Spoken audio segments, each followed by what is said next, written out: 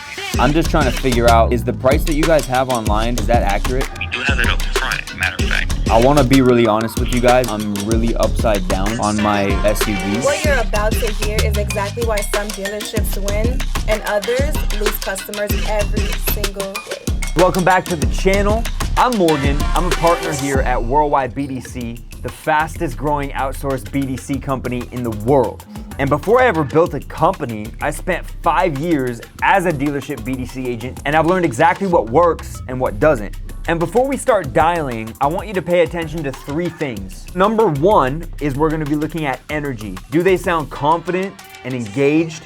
Number 2 is personability. So do they build rapport and make the caller feel comfortable? And finally, number 3 is urgency and call control. So do they guide the call and move it forward to a decision? And of course, none of that actually matters if they don't ask for the appointment. That's the close. That's the whole point. You are definitely going to want to see this. The first vehicle we're gonna be looking at is the 2026 Hyundai Santa Fe XRT. It's an all-wheel drive. It's a pretty nice looking vehicle. The dealer price is $44,985. Let's just kind of see how they handle it. Take a sip of my coffee here. Thank you for calling the Raw Hyundai. This is Damien. I can help you. Damien, what's going on, man? I'm calling looking at this Hyundai Santa Fe that you guys have in your inventory. It's a 2026. Okay, so I'm looking at a 2026 Santa Fe XRT in white with a black interior. Is that correct? Yes, sir. Do you have any other questions on this car before stopping by? I wanted to first make sure it was available. Yeah, so this vehicle is available. We do have it up front, matter of fact. So we can take out a test drive and you can look at it once you do arrive. So I'm a little far from you guys, and I'm at work for most of the day today, so I don't know exactly when I would be able to get there. But I want to be really honest with you guys about my situation. Right now, I'm really upside down on my SUV. Is the price that you guys have online $44,985? Is that accurate? Yeah, so that's going to be the price of the vehicle itself. That's not going to be with tax, tag, and title and our dealer fee. But we do have room to negotiate on the actual price of the vehicle to kind of negate those other fees. The best part is that I know the programs for the Santa Fe are really strong to kind of try to negate as much negative you have on your other vehicles as possible. We do have other options here with stronger programs if those interest you. How much do you pay a month right now on your current vehicle? I pay, it's like $968 right now. Okay, and do you know how much negative you are or how negative you are on that car? I just know I rolled, it was like 20 grand of negative equity. Right, no, I do understand that. I would suggest you come down whenever you do have the time to come weigh out your options here, whether it be today or tomorrow, especially since it is the end of the month. We're going to look to push out a unit for you. We do have a couple vehicles with very strong programs with around 10,000, but those are going to be full EV vehicles. So those are like incentives and stuff? Yeah, those are incentives. Those aren't even negotiating the actual price of the car. So hypothetically, we could probably get you to around like maybe 12, 13,000 off discounts. And we can also try to give you a little more on your trade, so that'll help you out as well. Okay, all right.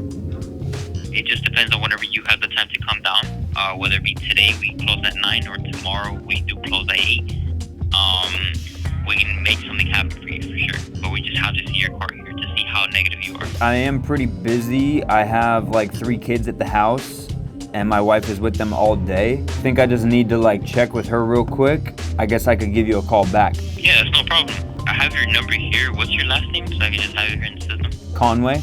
Okay, so I'm gonna send you a text with my information, but once you're ready or you have any interest in stopping by, you can just give me a call or send me a text, okay? All right, thanks, man. No problem, bye-bye. Ah, man! He didn't overcome my objection. He was a cool guy. Kind of let's run through the phone call here real quick. So number 1, energy and confidence.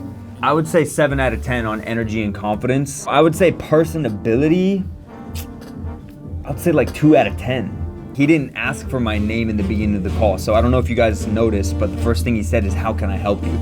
Before you make the call transactional, you want to make it personal. The best way to do that is to get their name. That way you can use their name throughout the call. There was a lot of key information that I gave him. He didn't really dig into anything particular around my exact situation. urgency and call control. This is another one I would say he did a pretty good job creating urgency by talking about, hey, the Santa Fe has some pretty aggressive programs right now. Then he also gave me another option, which was like, hey, the EVs has, $10,000 to $12,000 of incentives.